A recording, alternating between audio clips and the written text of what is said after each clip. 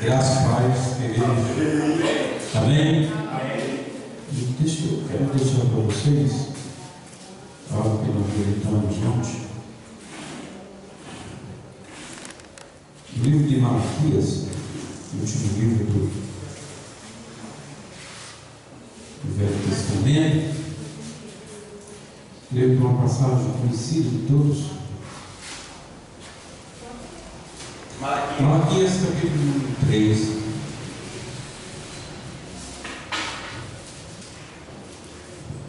E o verso número 18. Malaquias 3,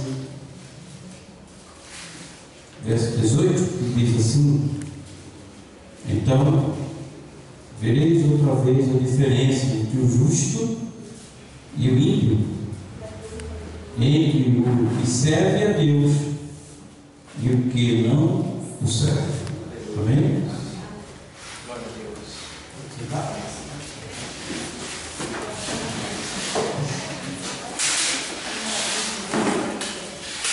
A palavra de Deus, irmão, nos mostra, né, que este versículo, que foi escrito pelo último profeta do Velho Testamento, pelo menos na Bíblia Sagrada, a nossa Bíblia canônica, porque a católica ela prossegue ainda, né? Depois de Malaquias ainda tem o livro dos Macabeus, 1 e 2, mas são considerados livros históricos, por isso não entraram na separação canônica, como nós conhecemos a nossa Bíblia.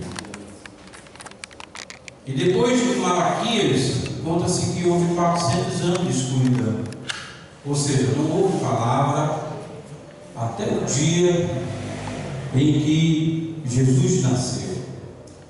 Então foram 400 anos sem palavras, sem profecias. Porém, esse versículo ele está tão atual hoje nos nossos dias. Essa palavra de Malaquias, porque Malaquias passou por um tempo difícil, nos mostra o livro de Malaquias que o povo judeu tinha se desviado da lei do Senhor. Eles já não contribuíam mais com fidelidade, os dízimos eles já não davam de forma ordenada, os sacrifícios, embora a Bíblia dissesse que não poderia haver animais com defeito, animais com mancha, animais que não estivessem adequados para o sacrifício, e eles estavam oferecendo qualquer tipo de sacrifício a Deus. E ainda quando Deus muitas vezes falava para ele, dizia: não aceite o teu sacrifício, ele dizia que erramos, porque o Senhor não aceita. Na questão dos dízimos, quando Deus falou, ele disse: por que roubamos? Questionava o sempre do Senhor.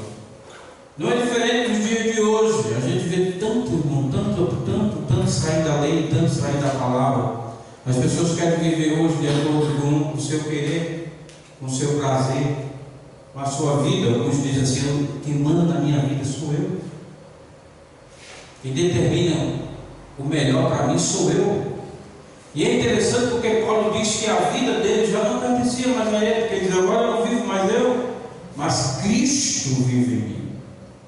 E a vida que agora ele dizia que parecia ser dele, agora pertencia ao Senhor. E ele fazia tudo isso para Deus. Mas os judeus, eles se desviaram, assim como nós vemos muitos hoje se desviar da verdade. Muitos hoje se desviaram do verdadeiro caminho, da verdadeira oferta, do verdadeiro sacrifício. Nós estávamos até conversando no caminho: quantos sacrifícios errados estão sendo oferecidos no altar? Quantos animais com defeitos estão sendo oferecidos no altar? Quantos louvores que não tem nada de brilho, não tem nada de santo, são muitas vezes cantados em cima do altar? O altar, que muitas vezes é lugar para ter vida, muitas vezes tem sido transmitido morte, tem sido muitas vezes transmitido algo comercial, não tem vida muitas vezes. E isso muitas vezes tem destruído até a espiritualidade da própria igreja. com alguns tipos de culto que nós vamos. Quantos muitas vezes estão desanimados? Esse dia nós estivemos tocando em um culto de juventude que eu fiquei triste. Eu já fui para velório muito mais animado. E um culto de jovem que tinha tudo, que tinha algo de excelência, a palavra foi muito bem ministrada, mas os jovens estavam totalmente desligados daquilo que estava sendo ministrado. Parece que os sacrifícios estão sendo trazidos, e muitas vezes concordando, líderes, porque a palavra de Malaquias também vai falar dos líderes, que eram para dar bons exemplos, estavam dando maus exemplos, porque quando se trazia o sacrifício, quem era que examinava o sacrifício nos seus sacerdotes? Então, se alguém trazia algo com defeito, não era para passar pelo sacerdote. O sacerdote era primeiro a dizer: esse animal não passa aqui. Esse animal é impuro. Esse animal é com defeito. Esse sacrifício não será aceito pelo Senhor. Mas os sacerdotes permitiam que tais sacrifícios, mesmo fora da lei, fossem sacrificados a Deus. E Deus então chama a atenção dos sacerdotes. Você era para dar bons exemplos.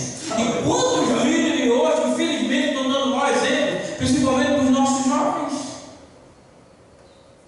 Qual é a maior batalha muitas vezes dentro da igreja? Quando o jovem chega para mim como pastor, e acredito que como vocês como líder, como nosso pastor, eu creio que não sei se já enfrentaram jovens assim: ei, pastor, eu posso fazer uma tatuagem aqui? Não é? E ele vai dizer assim: eu quero aqui, ó, pastor, eu vou botar o nome aqui, ó, Jesus. Eu vou botar no outro braço aqui, pastor, Rei dos Reis. Qual é o problema disso? E sabe que eles têm um argumento tremendo. A gente ensina a Bíblia todo dia e não aprende. Mas quando querem para autodefesa, diz assim: olha lá em Apocalipse está escrito que Jesus vem lá no seu cavalo e está aqui na coxa dele, Rei dos Reis. Errou. Né? Tem uma tatuagem lá, pastor, Rei dos Reis, Senhor dos Senhores. Como é que a gente fica, irmãos? Por quê? Porque alguma influência lá, algum líder lá disse que era tudo bem. Disse o único, porque só tem um versículo na Bíblia, irmão, que fala sobre tatuagem. E ele só diz assim: não farás tatuagem de morte no vosso corpo. Somente um versículo. Mas Paulo diz assim: que tudo lhe convém, mas nem tudo lhe é isso que fazer. Aquilo que traz escândalo para o Evangelho, aquilo que traz escândalo para a palavra, aquilo que traz escândalo para o nome de Jesus, irmão, não deve ser feito. Qualquer sacrifício que não estiver dentro da lei tem que ser totalmente rejeitado. Começa a dar o que vai oferecer, e quando chegar no líder, ele tem que dizer: não dá, não vai dar.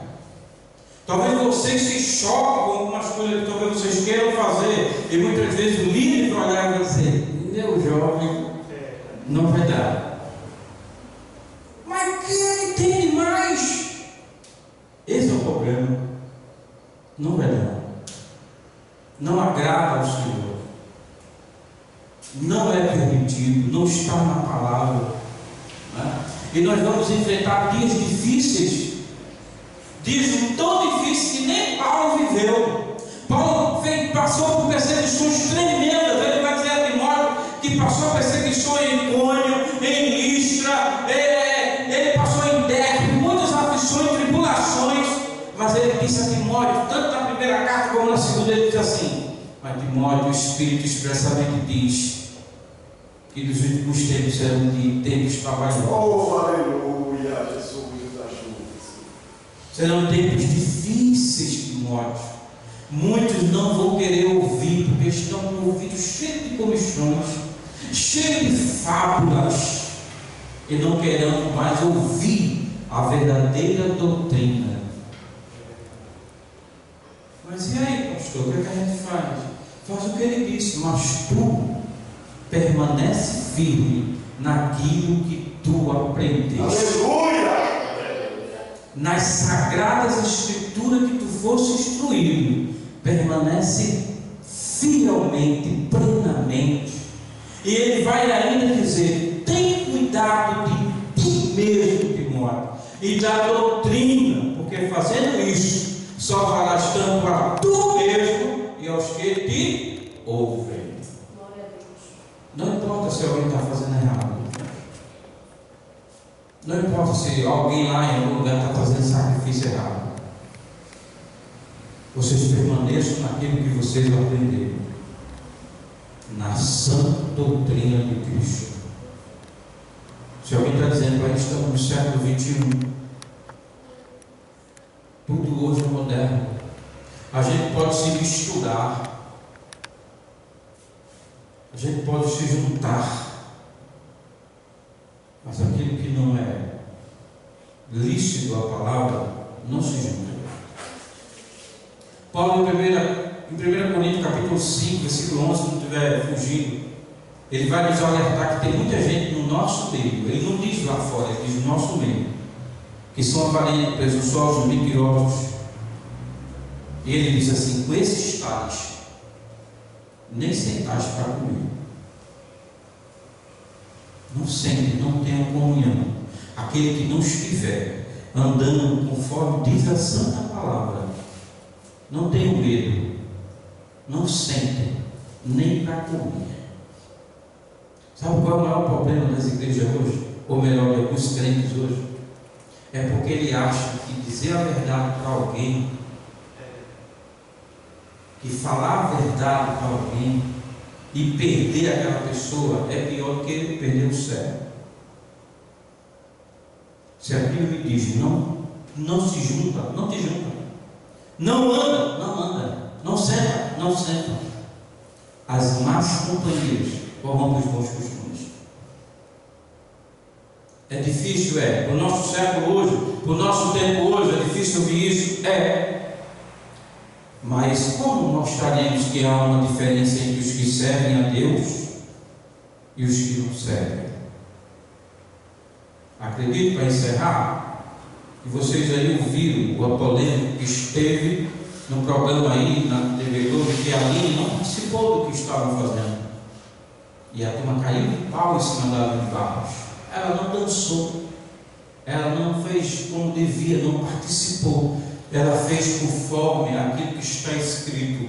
Ela esteve lá como luz em meio das trevas, mas ela não se deixou contaminar pelas trevas. Ela permaneceu sendo luz. Aonde vocês chegarem, permaneçam como luz. Pode ser o que for que estiver ao redor de vocês, permaneçam como luz, porque vocês foram chamados para ser astro deste mundo, para brilhar nessas trevas. Quando Jesus disse que nós seríamos luz do mundo e sal da terra, não falou em vão. E isso mostra que nós somos e fomos chamados para sermos diferentes. Seremos muitas vezes colocados de lado, mal aceitos, mal interpretados. Mas e daí? Nós somos forasteiros desse mundo mesmo. Para que ficar torcendo por esse mundo, se desse mundo nós não somos? Nós aguardamos, queridos, uma nova cidade. Nós aguardamos um novo endereço. Nós aguardamos um final muito mais excelente do que aquele que é o que nós aguardamos. Mesmo nessa idade que eu estou, mesmo na idade que vocês estão. Vocês não estão aqui, irmãos, para nadar e correr na praia. Vocês estão aqui porque vocês querem chegar no céu. Aleluia! O objetivo nosso, custe o que custar, vai doer o que doer, mas o nosso objetivo é só um, é terminar essa jornada e terminar bem. É dizer como Paulo disse: eu terminei a minha carreira, combati o bom combate, guardei a minha fé. E é isso que nós devemos ter. Em nossa mente só tem um lugar, só tem um tesouro que nos importa muito mais: é chegarmos aonde Cristo está. O nosso alvo é Cristo. Deixemos de lado os sacrifícios tolos, errados, Deixemos de lado, porque mesmo no livro de Malaquias, Deus provou o seu amor. Ele nos chamou o povo, tá, vem de volta, vem de volta. Que nós possamos ter esse pensamento, que nós possamos ser luz, que nós possamos ter uma palavra para aqueles que estão muitas vezes se desviando e dizer para ele, volta para Jesus. Às vezes essas pessoas estão do nosso lado, sentadas no mesmo banco que a gente está. Às vezes com o pensamento diz assim, rapaz, eu acho que esse é o último culto que eu vou estar nesse lugar.